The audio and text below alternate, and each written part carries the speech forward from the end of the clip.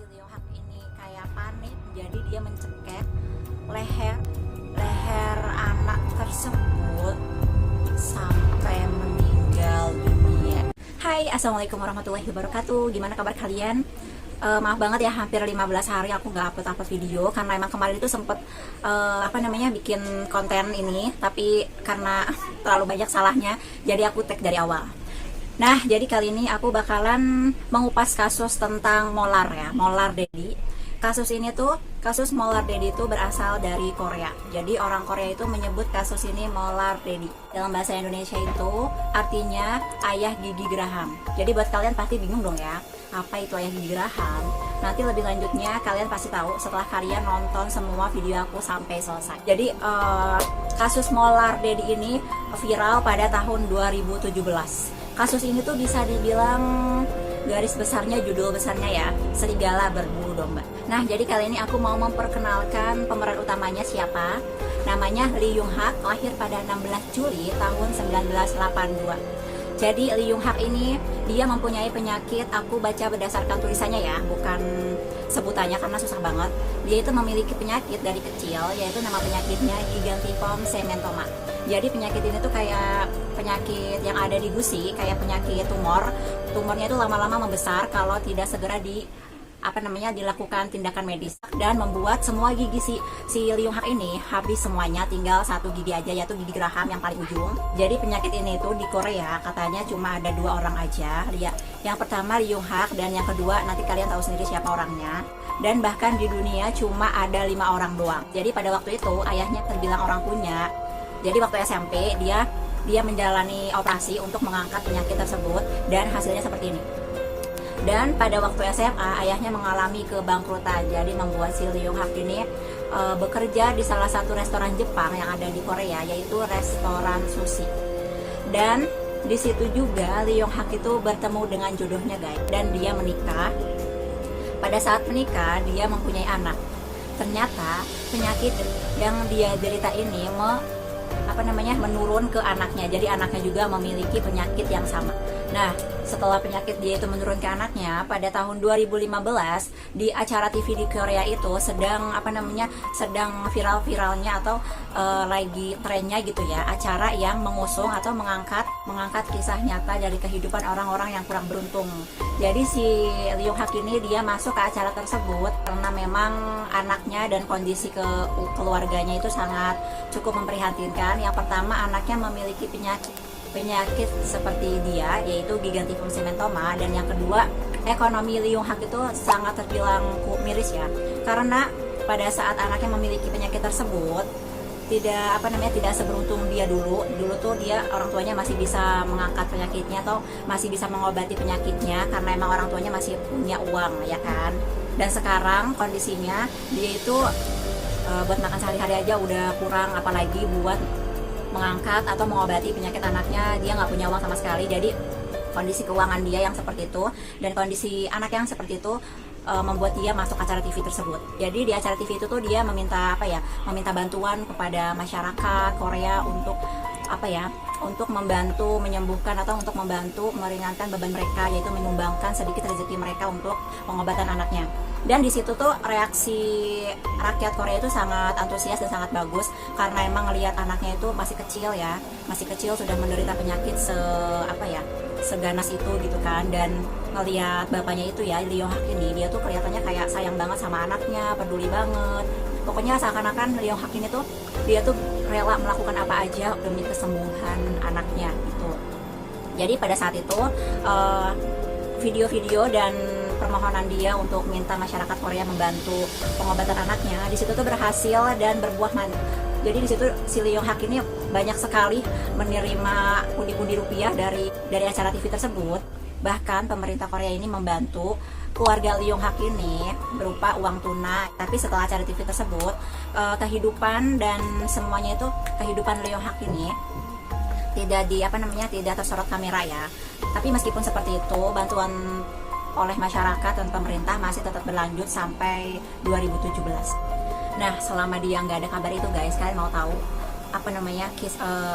kehidupan Lee Yong Hak yang sebenarnya seperti apa?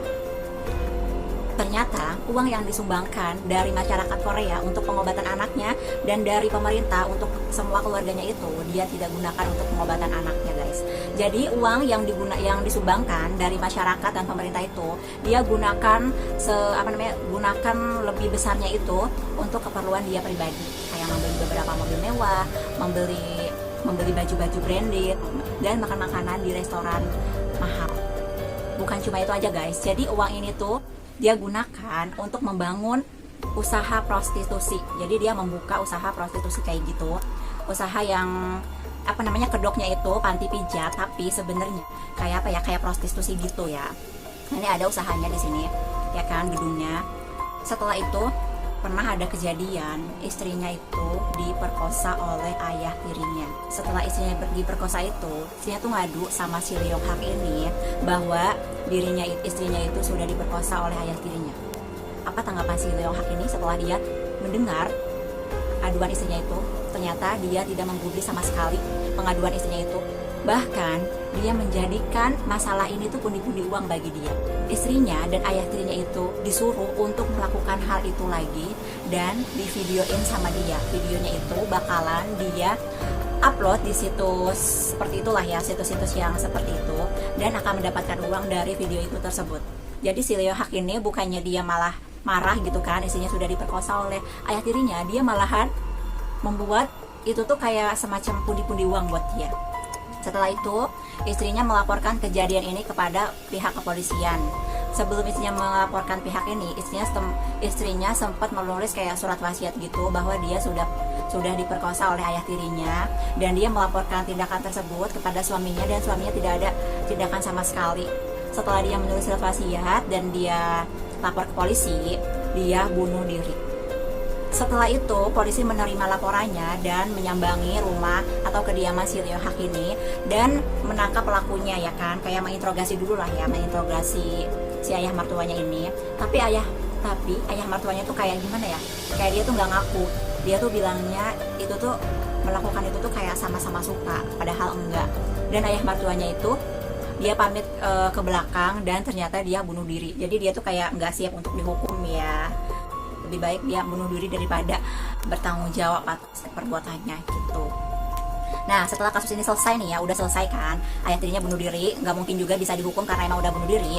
Lalu udah ditutup kasusnya dan si Lee Yong Hak ini berulah lagi. Bahkan si Lee Yong Hak ini kayak semacam pedofil ya.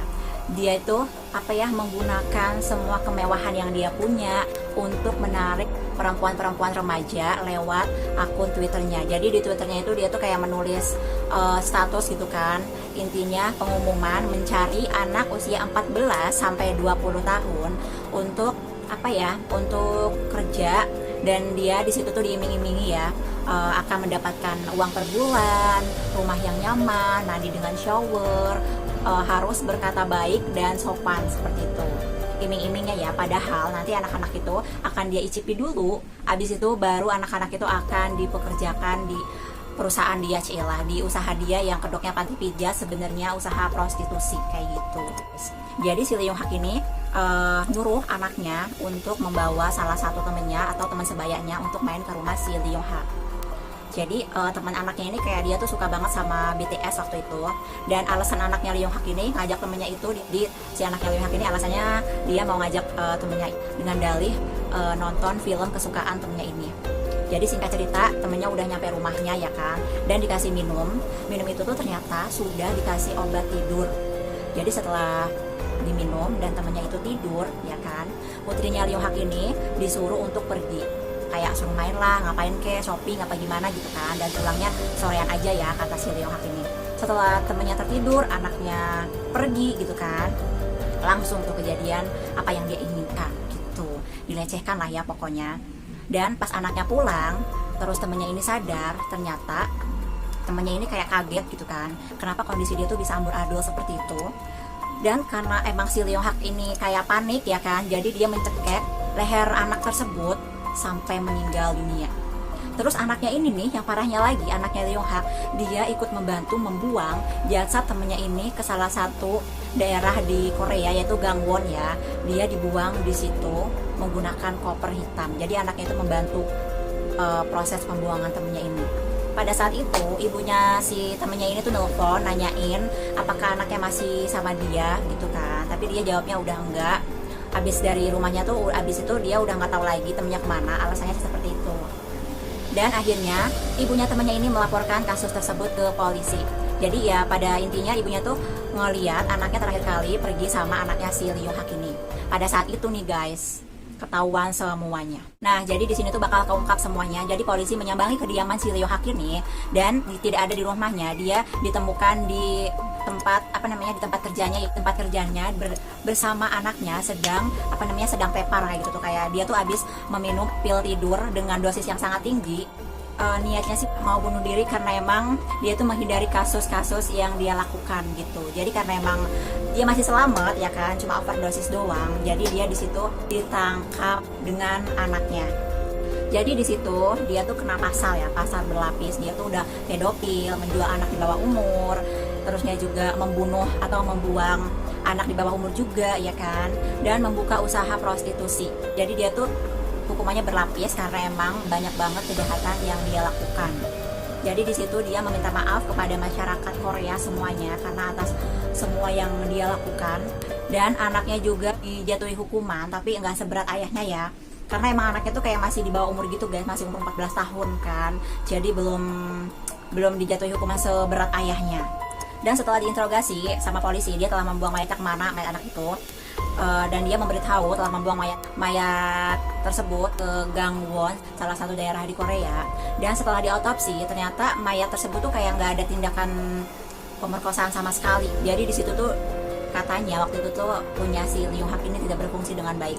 Jadi cuma dia apa-apain doang gitu ya, cuma diraba-raba, pokoknya sampai bikin dia puas gitu kan. Tapi tetap aja dia dijatuhkan hukuman karena sudah membunuh dan membuang mayat tersebut kayak gitu.